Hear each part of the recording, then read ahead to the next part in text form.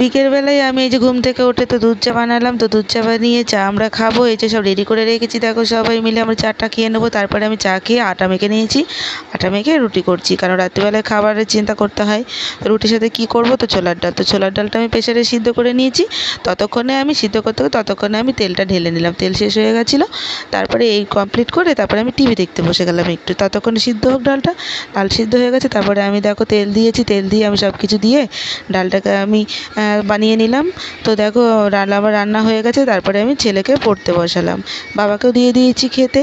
তো ছেলেকে বই নিয়ে পড়তে বসালাম, সন্ধ্যা থেকে পড়ানো হয়নি, আমি খাবার করছিলাম। তো কালকে ছুটি আছে বলে অতটা তাড়া নেই। তো দেখো একটু পড়তে বসাচ্ছি, তারপরে পড়তে পড়তেও বললো, মা আমার খিদে পেয়ে গেছে, আমাকে খেতে দাও। তারপরে বললাম তুই তাহলে লেখ, আমি তোকে খাওয়াচ্ছি। তারপরে ও লিখতে থাকলো আর আমি ওকে খাওয়াচ্ছিলাম।